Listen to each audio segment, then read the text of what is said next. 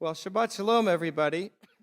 We're in Parshat Bo this week, and we read the third Aliyah today, but our Parsha picks up in the beginning of chapter 10, verse 1, just before the 8th plague of the locusts. And the context is pressure and it's mounting upon Pharaoh. Soon we're going to see darkness, death of the firstborn, the splitting of the sea, and we are getting closer to freedom. We're going to talk about freedom today. And this morning I want to do something interesting. I want to look at the verses, a few verses in our Torah Parsha today, and see if it gives us some insights into Yeshua's words on the Sermon on the Mount that we just read in our Besorah, which will give us insights into freedom. So we read, "Enter through the narrow gate. For the gate is wide and the way is broad that leads to destruction, and those who enter through it are many. But narrow is the gate, and difficult the way that leads to life, and those who find it are few." Powerful words, challenging words. Here's a question. Did Pharaoh choose the narrow gate or the wide path? Clearly, we know his end. Though he was the most unique, the most powerful in his kingdom of the world of his day, he chose the most popular route, the wide way of destruction. But there's a mystery in our Parsha today. We read in chapter 10, verse 1, "Then the Lord said to Moses, 'Go to Pharaoh, because I have hardened his heart, and I've hardened the hearts of his servants, so that I might show my signs in their midst, and so you may tell your son and grandchildren what I have done in Egypt, as well as the signs I did among them, so that you may know that I am the Lord.'" It's beautiful, but hidden within this text, God says something very difficult. "I have hardened Pharaoh's heart." How could Pharaoh have chosen the wide way if he was merely a pawn in God's plan for Israel? If he had no choice, he had no responsibility, he was just an actor on God's stage. The next verse makes things even more unclear. "So Moses and Aaron went to Pharaoh and said to him, 'This is what the Lord, the God of the Hebrews, says. How long would you refuse to humble yourself before me? Let my people go.'"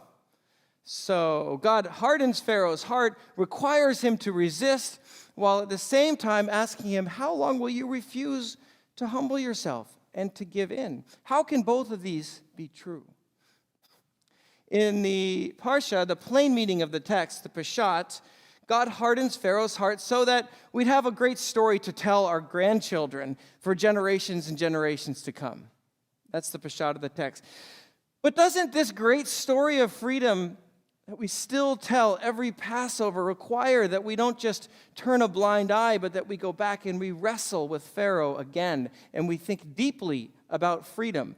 Doesn't freedom require the freedom of will? Even the will of Pharaoh to choose the narrow gate or the wide way for himself. The Jewish commentators wrestle with this question as well. Maimonides highlights that the first 5 plagues are different from the last 5 plagues. In the first 5, Pharaoh hardens his own heart. Pharaoh is only stubborn because of his free will. And then beginning with plague 6 through 10, the text changes. Now God is said to be responsible for the hardening. For Maimonides, God has closed the door of repentance. For Pharaoh, this is a punishment after he has hardened his heart 5 times. Other commentators suggest that the word for harden, kavad, is more strengthened. So God merely strengthened Pharaoh's resolve as the intensity of the plagues continued. Pharaoh had already made his choice. The Lord simply wouldn't let him give up for the wrong reasons. Otherwise, Pharaoh, when he gave in, it wouldn't be a choice Pharaoh made to humble himself before the Lord. The narrow gate, it would have been a bitter concession, leaving Egypt still intact. There are other ideas as well. At the Shabbat table yesterday, we discussed this. And Anna, welcome. And Kelly, welcome. For you guys, your son Noach was wondering this. If Pharaoh, maybe he's like a marshmallow baking in the sun, and God's pressure mounted, the substance of Pharaoh's heart hardened naturally. Aviva added, I wonder if Pharaoh was digging himself deeper and deeper into his own stubbornness. These are the sages of tomorrow. All these great ideas, they highlight a truth for us. It matters deeply to us that Pharaoh had a choice. You see? It matters to us. The narrow gate or the wide path, however we explain it, it matters. Elsewhere, Maimonides muses about free will in Judaism. He says, without free will, there would be no point to any of the commandments. There would be no point to prohibitions in the Torah. If we're predestined to be what we are, regardless of what the Torah instructs us to do or not do, then why bother to give the instructions at all? In fact, it would no longer matter whether we heard or whether we obeyed the Torah at all. That's Maimonides. Now, the great Enlightenment philosopher Immanuel Kant argued, if we are not free ourselves to choose, then it would make no sense to say that we ought to choose the path of righteousness at all. Jumping over to C.S. Lewis, Lewis argues that without free will, we'd be nothing more than marionettes, or like toy soldiers in the hand of a cruel child playing a game. It matters. Free will is a modern problem, not just an ancient problem. What of the pharaohs of today? Are they the pharaohs of the first 5 plagues who hardened their own hearts? Or are they the pharaohs of the second 5 plagues who are merely toy soldiers with a chariot in an epic Exodus drama?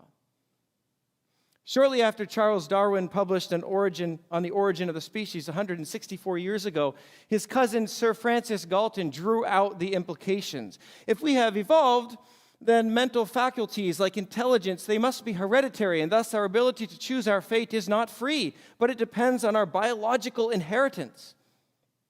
Galton launched a debate that raged throughout the 20th century over nature versus nurture. We behave the way we do because people who behaved this way in the past survived and others didn't. Karl Marx argues that our fate is determined merely by economic forces. Sigmund Freud argued that we are who we are because of the deep unconscious realm moving the waters within. More recent neuroscience tells us how brain chemistry influences our behavior. Alcohol, antipsychotics, illness, brain injury, lobotomy in the 1930s. These all alter a person's entire personality. Are we becoming more like Pharaoh after all? Except now in our modern era, we don't even have a guiding hand pulling our puppet strings. Now we're lost marionettes moving around by blind, nameless, purposeless forces like a toy soldier rolling back and forth in the endless surf on the beach.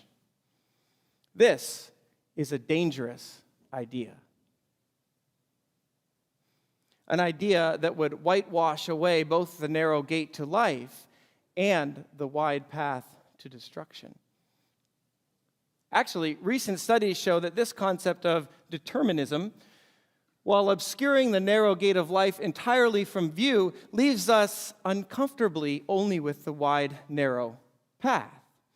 In 2002, 2 psychologists, Kathleen Voss and Jonathan Schooler, ran a study. They had 2 groups. One was indoctrinated with the idea that free will was an illusion. The other group was neutral. Each group was given various temptations to cheat and to lie and to steal. And consistently, the group who had rejected free will chose to give in to those temptations and act immorally over the other group. In another study, they measured groups of day laborers and compared the workers' beliefs of free will with their job performance by looking at their supervisors' ratings. Those who believed they were in control of their own actions showed up on time more often and were actually more capable. Let's quote from this study, "Belief in free will was a better predictor of job performance than established measures or self-professed work ethic." Isn't that interesting? Another study found students who believed that science has demonstrated that free will is an illusion, they were less likely to volunteer their time to help a classmate and less likely to give money to a homeless person than were those whose belief in free will was stronger. Even more studies have linked diminished belief in free will to stress and unhappiness, lack of commitment in relationships. Here's a quote from Stephen Cave in an article in The Atlantic. Believing that free will is an illusion has been shown to make people less creative, more likely to conform, less willing to learn from their mistakes, and less grateful toward one another. In the end, it seems when we embrace determinism, we indulge our darker side. So philosophers like Saul Smilansky at the University of Haifa in Israel, they've come up with these new ideas. Instead of determinism, it's called illusionism, the painful idea that our society can't afford for people to internalize the new truth about free will. It must be confined within the ivory tower. The uninitiated must be kept in the dark from this dark idea so that we maintain the illusion of free will for the public. Kind of a crooked statement, isn't it? The irony here is that if there's no free will, then there is ultimately no reason for Smilansky's illusion in the first place. The fact that he cares whether good or bad things happen in the world contradicts the entire philosophy. And even more ironically, on the other hand, the determinists criticize him for encouraging people to live a lie. Their critique, of course, requires the free will that they don't believe in. There's a glaring contradiction in our culture. Going to Rabbi Jonathan Sacks, he says this: secularists believe that nothing should constrain our freedom to choose to do whatever we want to do or be whatever we want to be, so long as we don't harm others. Their supreme value is autonomous choice. Their supreme value is autonomous choice. On the other hand, secularists tell us that human freedom doesn't exist at all. Why then should we invoke freedom to choose as a value if, according to science, it's an illusion? If free will doesn't exist, why be bothered by the addictive nature of video games and social media? Why prefer genuine reality to virtual reality? It was Nietzsche who rightly observed that the greater our scientific achievements, the lower the view of the human person. No longer the image of God, we have become mere incarnated algorithms. So in the end, the secularists and the science are just as perplexed about free will as the rabbis of old reading about the hardening of Pharaoh in the Torah. And we're still left with Yeshua's words, haunting for some and life-giving for others. Narrow is the gate and difficult the way that leads to life, and few who find it. But the scientific landscape isn't that bleak. Perhaps even more recent brain science in the past decade or so can bring some clarity to how Pharaoh's free will is actually worked out. In the mystical Jewish mind, we have two souls. One is called the nefesh habahamit, the animal soul, and the other, and that works towards this selfish, worldly desires and pleasures.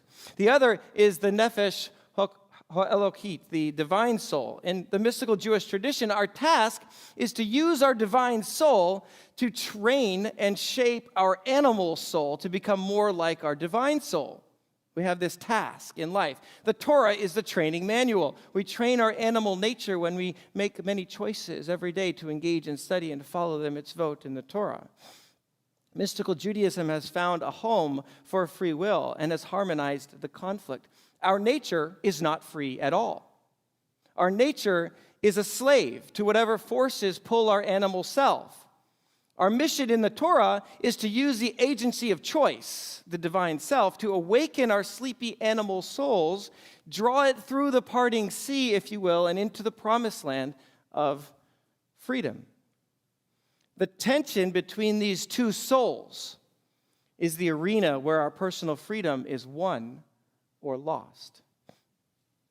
Now, brain science tells us the same thing in different terms. Scientists tell us that we have different parts of our brains. The amygdala and the limbic systems are responsible for much of the unconscious behaviors that we have. They sense danger all the way to unconscious emotions that we have that just pop up out of nowhere, that seem behind the scenes. Then we have the prefrontal cortex, where we find the ability to become aware of our feelings, and we can weigh them objectively. And the consequence of our actions in life is something we can think about. It's where the conscience speaks, and we choose whether or not to listen. And like the two souls in mystical Judaism, the tension between these different parts of our brain becomes the arena where our personal freedom is won or lost. And it's a battle of sorts. Imagine that you were to come over for Shabbat dinner at our house, and you were to smell Raina's chicken and potatoes cooking in the oven, and you walk in. New brain research shows that your brain will have picked up on the smell, made a choice about what emotion you're going to feel, the relaxing breath you're going to take, the smile you'll have on your lips, and your response before you're even consciously aware of it, even consciously aware of the smell. Isn't that interesting? So roast chicken happens long before roast chicken happens. In some cases, our brain registers a decision up to 7 seconds before we're consciously aware of that decision. Isn't that interesting? But just because these decisions and these feelings are unconscious at first doesn't mean that they're out of your control. Even newer research shows us that these unconscious patterns that we have are actually neural pathways which connect different parts of our brains together. These neural pathways develop over time based on behavioral and thinking patterns that we practice and that we repeat in life over and over and over in all of the routines and rituals that we do. Some of these neural pathways are good. A smile when you smell Raina's cooking, for example. But others are not good. Paralyzing fear and anxiety when you encounter a particular set of circumstances. Or explosive anger that plagues a person's relationships.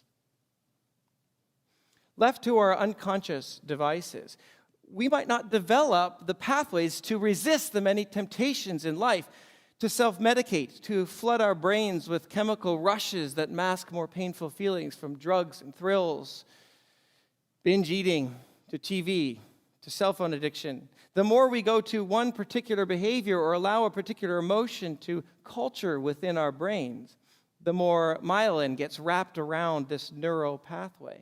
Myelin it's like a sheath that goes around the nerves of protein and fatty substances that forms around these nerves. And every time you do something, it makes it stronger.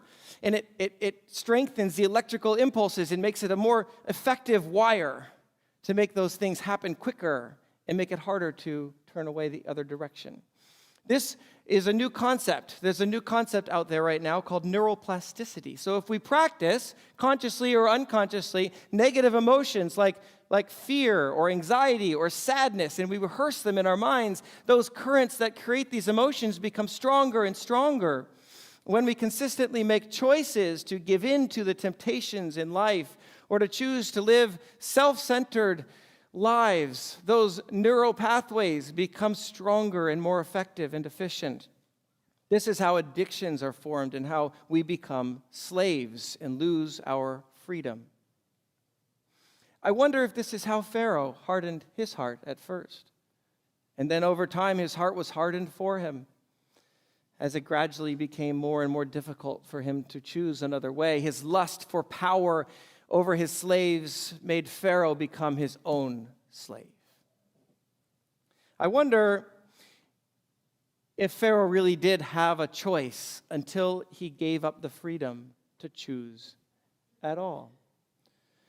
Neuroplasticity is important. It means that there's actually a conscious thinking and decision-making part of our brains that has the ability to influence our unconscious and automated responses and behaviors. So free will, therefore, is something that we do have, but rather than an absolute, free will is something that we must nurture. It's something that we must form. Just as mystical Judaism requires our divine soul to train our animal soul, free will requires conscious effort to mold and shape and train our deepest primitive selves, to awaken from the sleepiness of unconscious life. Back to C.S. Lewis. His toy soldiers, he develops the idea further. He confesses that in reality, we really are like toy soldiers. But our job, where our agency of free will lies, is to ever gradually transform from a toy soldier to becoming a real human being, molded and shaped in the image of God. The toy soldier comes alive within us.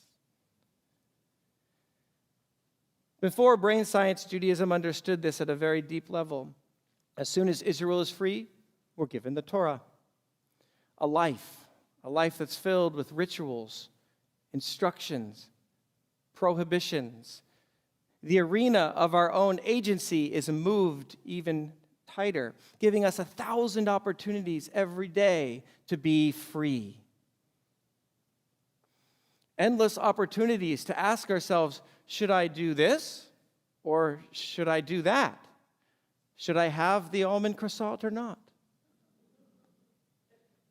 Should I feel this way or that? What should I think?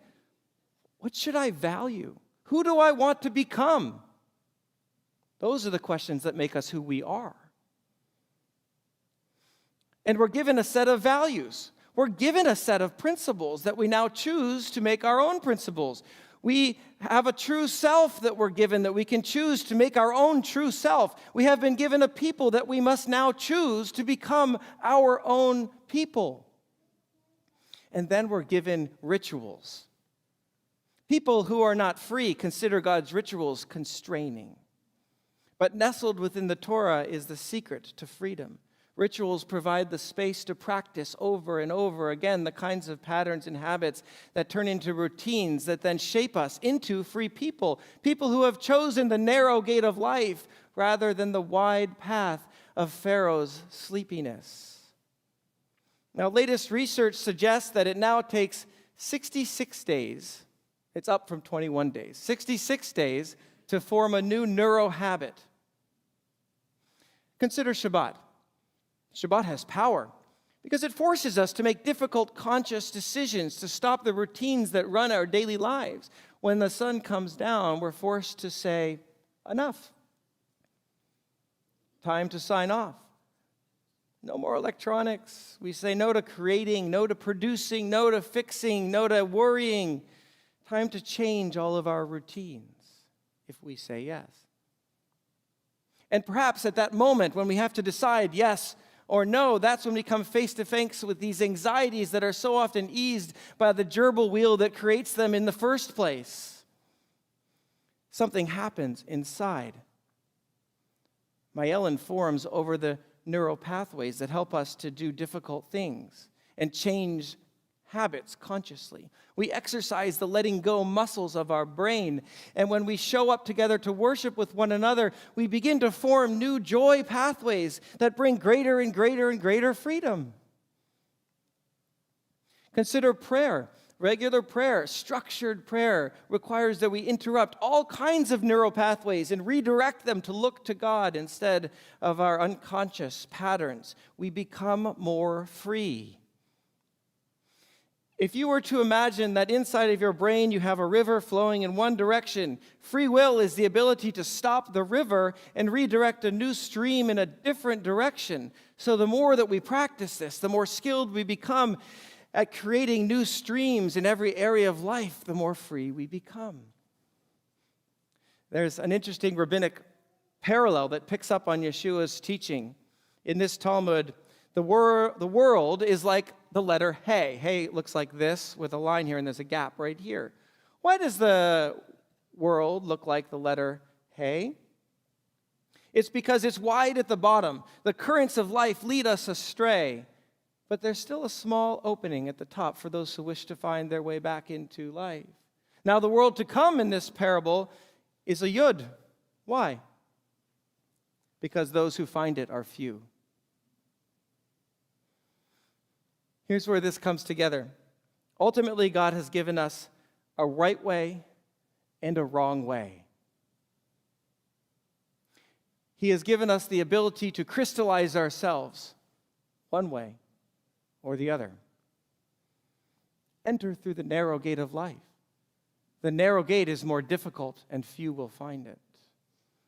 The way of life requires more work.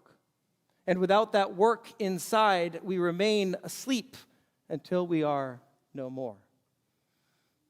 Yeshua is giving us the ultimate choice of free will, the end result of a lifetime of choices that will shape who we become, whether we will become Pharaoh at the bottom of the Red Sea or whether we'll become Moses on the other side of it. And the rest of this whole Sermon on the Mount that we read about highlights these choices that shape our freedom. Every good tree produces good fruit, but the rotten one produces bad fruit. Everyone who says to me, Lord, Lord, will enter the kingdom of heaven, but he who does the will of my Father, not just by calling my name, but doing the will of my Father.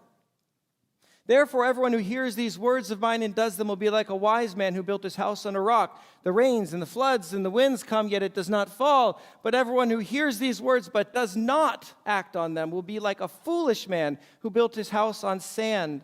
The rains, the flood, and the winds come, and it falls, and its fall is great. Pharaoh chose to build his house on sand. Yeshua tells us that the rock is the millions of choices you're confronted with all the time, the trajectory of your heart to seek the kingdom of heaven above all things. In both of these passages, when all is sifted and sorted out, there are just two kinds of people. Those who will wash away in the ocean like it was a sandcastle disappearing into the surf as the tide comes in. And those who act on God's gift of freedom. They will have a house that lasts forever. And I will leave you with one more thought. Later in John, Yeshua makes a striking statement about the narrow gate. He says, I am the gate. If anyone comes through me, he will be saved. More than a sage to tell us the way to the gate, Yeshua is the gate himself. And out of the millions of choices we make that will make us into real human beings, the most critical choice is to trust him, to follow him, to make his life our own, because he is the way. He is the eternal life. He is the way to the kingdom of God and the way of ultimate freedom. So with that, Shabbat Shalom. And let us be free together. And I'm going to call up Stacy, if you'd come forward, and let us close with the Aleinu. If you would rise.